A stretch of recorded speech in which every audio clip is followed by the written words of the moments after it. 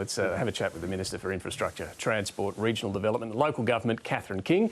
To take us there, here was the Treasurer on the need to rein in spending. We can't have money spraying around in an excessive way or in an untargeted way. We need to make sure that any assistance we provide to Australians or that other countries provide to their citizens is sufficiently targeted with an economic dividend so we don't make this inflation problem even worse and make interest rates go up more than they would otherwise. Catherine King, welcome to the program. Hi, thanks for having me on. So the Treasurer we just heard there says we can't be spraying money around. Let's start with what you are announcing in the budget, or today ahead of the budget, a total of $9.6 billion in transport projects. Just explain to us where that's coming from. So these are the election commitments that we took obviously to the last election, and we're really reconciling those in the budget going forward. So from suburban rail loop to high-speed rail to roads in every state and territory, and they are really very much part of the bread and butter budget that we're about to see, which is about our infrastructure funding going forward. And is it reprioritised from other areas? There's a mix of that, and that'll all be accounted for in the budget in just under 2 weeks' Just time. looking at what you have announced, your biggest single announcement today, $2.2 billion for the Suburban rail loop project in Melbourne. Now, Victorians will know it. This is the most hotly contested issue in the state election campaign in Victoria that's currently underway. Labor wants it. The Liberals want to redirect that money into health instead. Why not wait until another 6 weeks until the state election's over? You can see whether Victorians want this project or not. So the first thing is obviously we announced our commitment to the first tranche. This is really the early works of the first part of suburban rail. So we did that way back in May, and again we're honouring our election commitment. This project really will be transformational for Victoria. We saw the Prime Minister was over in Perth with MetroNet, which is a really similar sort of project. We're actually trying to look at activating your suburbs and trying to actually build new hubs around those train stations and build new train stations. And that's really what this is about for Melbourne. So it's a project we're really committed to.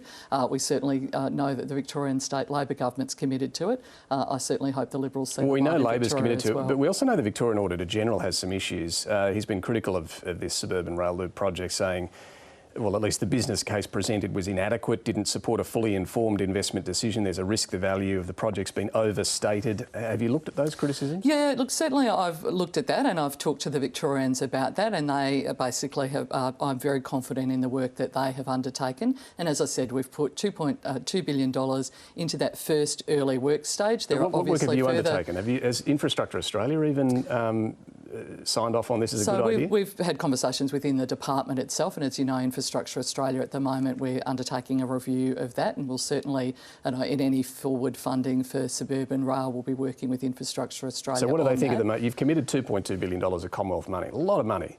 What does Infrastructure Australia say? So at this stage, they haven't undertaken a review of any of the business case. They've done some preliminary work, as I understand it. Wait until they've done that. Infrastructure Australia are the experts here. Yeah, certainly we've relied on, in the election context, we obviously relied on the business case that the Victorians put to us, a substantial business case that we have confidence in. And again, the one the Auditor General's criticised. Again, there's been some challenges around that. But again, this is for the early works of this project. We haven't made any further commitments. We'll talk to the Victorians around that as we go forward. They've obviously got an election that they're facing, and this will be a contested project, I'm sure, but it's something we have confidence in. The most populous state, New South Wales, gets less than half what you're giving to Victoria. In fact, we've got a breakdown here. You can see how much each state is getting. And New South Wales, in fact, is getting less than Queensland, less than Victoria, less than the Northern Territory as well. Why? Well, I guess to some extent it was what projects were put to us at the time of the election campaign. We'll work with the New South Wales Government as we lead into the May budget. So they didn't put projects to you, is that what you're saying? I would say we had a slightly different relationship in opposition with the Victorians as we did with New South Wales. So we didn't really have a lot of projects on the table from opposition from them, but we'll talk to the New South Wales Government in the lead up to the May budget as to where their priorities might be. Well, since you've been in government, they've been at you for funding, and one in particular, the Warragamba Dam. Sure. They want to increase the wall of the Warragamba Dam, $1.6 billion. They want you to fund half, will you? Well, we'll have conversations, and we're in conversations with them at the moment. I understand the New South Wales Department is again talking to Infrastructure Australia. There's a bit more information we're going to need before we make decisions about that, and that'll sit within the water infrastructure portfolio. But again, that would be something that we'd have a look at in the lead up to the May budget. The budget in October is really about our election commitments, honouring those, and then whether there's any further funding for infrastructure in states and territories. Because there's been really some reporting that the PM has privately said no to this. You're saying it might come in the next budget, this funding for Warragamba Dam. Well, that's again, we'll have a look at it. At this stage, we haven't got enough information from the New South Wales Government on which to make a decision. I think there's some back and forth between Infrastructure Australia and the New South Wales Department, and I haven't seen any of that as yet. We're open to just talking to the New South Wales Government about what their priorities might be. But that would be a decision really leading into the May budget. Next year, it wouldn't be a decision. And it's certainly not a decision I'm going to make via media conference, frankly. No, fair enough. I want to ask you also, today's parcel of funding includes another $1.5 billion in Darwin for marine infrastructure. Yeah. Just hoping you can clear this up, because the budget that the Morrison government handed down, Barnaby Joyce secured $1.5 billion or thereabouts for port infrastructure in Darwin. Yes. You're now announcing a further $1.5 No, so this is the Middle Arm project. So we committed to Middle Arm during the election campaign. That is what this is. It comes out of the Barnaby Joyce Energy Security Package. So it's the same money? It's the same money, but there's two Right. things we're doing slightly differently. One is we want to equity fund this, so we want the Commonwealth to have a stake. This is a really substantial build within the marine precinct, so within Darwin. It's a big economic boost for Darwin. It also includes freight hubs and intermodal hubs around Katherine as well. That's part of this long-term project. Is it a new port? No, it's not a new port. So this got completely confused during the election campaign when we suddenly saw this defence infrastructure where Peter Dutton sort of muddied the waters here. So what it is so Middle Arm is currently an existing patch of land that's underutilised. It's actually about building a big jetty out to be able to actually get potentially hydrogen in and other goods into service. So it's actually not a port in and of itself. It's enabling infrastructure to allow goods and services in and out. It's not a container port or anything like that. So you'd put and it's definitely not a defence No, okay, facility. so it's for hydrogen. It may be for hydrogen. It's one of the things that's been talked about as the possibility for it as part of the project. Let's look at savings, where you're going to find some money in the budget. We've heard a lot about the audit of waste and rorts that you've been involved in. What have you found? How much will be cut? Yeah, so again, all of that will be reconciled in the budget, but of course we've naturally had a look at a few things. The first has been things like, you would have remembered, the commuter car parks, the urban congestion fund. I've also had to have a really hard look at what is deliverable within the infrastructure pipeline. There's a lot of things that the previous government sort of announced with a lot of fanfare, but when you actually look at the capacity constraints, you look at the amount of money available, they're really going to take a long time to build, so there'll be some reprofiling that's built into the budget, so pushing those out a bit with more realistic timeframes for actual delivery of them. And there will be some cuts, particularly in terms of those things that we saw were basically just extraordinary rorts in terms of the commuter car parks, for example. Extraordinary rorts. How much are you saving? Yeah, so again, you'll see that in the budget. Nice try, David, but we'll talk about that in the budget. So there will be a figure in the budget that says we've saved this much through this rorts and waste audit. There'll certainly be within my portfolio, there'll be, you'll see where the reprofiling has occurred, you'll see where we've spent money, and we'll account for all of that. And obviously each portfolio will do that. So will any be returned to the budget bottom line? You're talking about reprofiling and certainly there will be money returned billions to the bottom line. Well, again, nice try, but we'll see all of that in the budget process. Well, okay, well, let me ask you about a few specifics here. Can you at least give us an example of, is it a car park that you've decided is wasteful and will no longer go ahead, or any other project you can give us an example of so people can understand what you're talking about? So certainly there'll be a couple of things. So certainly in terms of things like the Urban Congestion Fund and computer car parks, there'll be car parks that we're not proceeding with. So they will, and basically the reason I'm doing that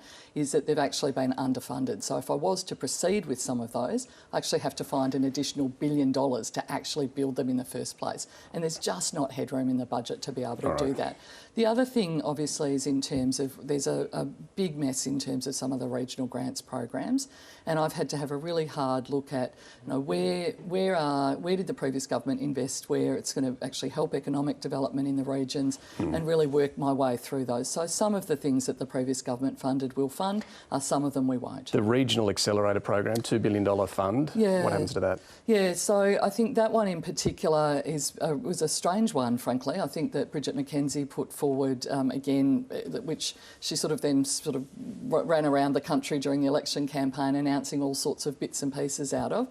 Certainly we'll be keeping some elements of that, again, that sit with the agenda of the new government around training people, making sure we've got good university funding, those sorts of things we'll keep. But so you keep some a large proportion of it we won't. We'll go, OK. Yeah. Building Better Regions Fund, what happens to that? So Building Better Regions Fund, the sixth one, the applications closed back in December last year, I think, and it wasn't assessed before the government left. So you get rid of the whole lot of that round, that $250 million? So I haven't made a decision about that yet, but what I do want to say is that I actually recognise how important funds like that are for regional communities and for local government in particular to be able to supplement in terms of local infrastructure. So there will be a regional grants program of some sort.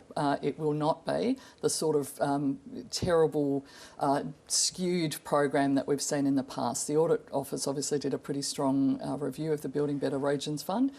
Didn't have great things to say about the distribution of that, and I recognise regional grants are pretty important for local government in particular. The community development grants is another area. I don't know, not many people knew about them because they weren't a competitive open grant. They were basically a slush fund. $3.2 billion of money went through that. They were announced all over the place 2 days before the election campaign, actual proper, so not funded within the budget. So we're having to try and work our way through some of them, and some of them are really important and worthy projects. Let me ask you this. Labor also promised hundreds of millions of dollars in the lead up to the election for swimming pools and sporting clubs, and a lot of them in marginal seats. Yeah. You said after the election your department would look at those as well, run the ruler over them, see if any of those were going to stack up on merit grounds. Are any of your promises going to bite the dust? Yeah, they will. If they don't meet so anything over $5 million that was part of my portfolio for the first time, I've asked the department to undertake and they have found some that are... Not yet, so they're still in the process of undertaking the merits review, but if they come to me and they say, on the basis of the merits review, this project can't proceed, then I will not proceed with Because you had project. Swimming pools promised in Higgins and McEwen, Corangamite, Flynn, Blair, Pearce, a lot of marginal seats, a lot of swimming pools. Yeah, sure. Why does the Commonwealth, and I know you could probably argue it's not just you, both sides do it, why does the Commonwealth have to fund swimming pools and tennis courts and boat ramps? Don't we have local and state governments that can do that? So I guess if you talk to local government, they'll say that particularly these large-scale projects are beyond the means of their rate base to actually be able to find the funds to do, and generally these are partnerships between federal, local and state government to be able to deliver for livability, whether it's in suburbs or in our regional communities. So, but can't you just give grants to local government? Yeah, we do that as well. And they can decide what their communities need. Yeah. I mean, this is where the political pork barrelling comes in, doesn't it? I guess so. We do that as well. So we do that through financial assistance grants to local government, and we do that through the local roads and community infrastructure fund that gets distributed. But these are sort of bigger scale infrastructure projects that really are beyond that sort of rate base, beyond that financial assistance grants base. A lot of them are less than $1 million that you're spending on. Some of it, so the under $5 million are election commitments. They'll be accounted for. That's what I mean. This is where the charge of pork barrelling comes in, doesn't it? Yeah, I understand the sort of point that you're trying to make, and I guess that in terms of that, election commitments, and the Audit Office recognises that election commitments, the process for selection is in essence the election campaign. That's how we do it. We need to account for those separately and very clearly. The problem of what the previous government did is you had a community development grants which started off as their election commitments, and suddenly you had popping up Pauline Hanson in Rockhampton with a big cheque. One Nation candidates in WA for a soccer club. That they sort of used it then as this, well, everybody, this is how we're just going to dip in and out of it. I get that, but you're still using taxpayers' money to try and win seats. In terms of that, so we'll account for that through the budget process, particularly. So under $5 million, there'll be a separate fund for that quarantine. So as long as there's a line in the budget, that's fine. Yeah, that we are clear that that is what that was. In terms of competitive grants, programs, or anything that's sitting within the budget, there has to be a transparent and fair process in terms of... Finally, the floods in Victoria, New South Wales and Tasmania. Look, there's still a way to go before we see the full impact of the damage. Any estimates at the moment of what this is going to cost to rebuild the regional infrastructure here? Yeah, look, not yet. I mean, you can clearly see, particularly just seeing, some of the road infrastructure is absolutely horrendous. But the good thing is that now the government, you've seen it in Queensland and New South Wales, is actually building back better. You weren't allowed to do that before, you just had to do like for like. Now you can actually build in resilience, build back better to actually try and mitigate against some of the disasters that we've had. So that's the funding that we've put in through the Disaster Recovery Fund in New South Wales and Queensland, and I'm sure Victoria will have a very significant ask after these events, and our hearts go out particularly to people in Shep, Mooroopna and Echuca who are really in the gun at the moment. We've been fairly lucky in my community. We've had a fair bit of damage, but nothing like we're seeing there, and who would have thought to see Maribyrnong and Kensington underwater? It's incredible, really. Terrible. Catherine King, thanks very much for joining us. Really good to be with you, David.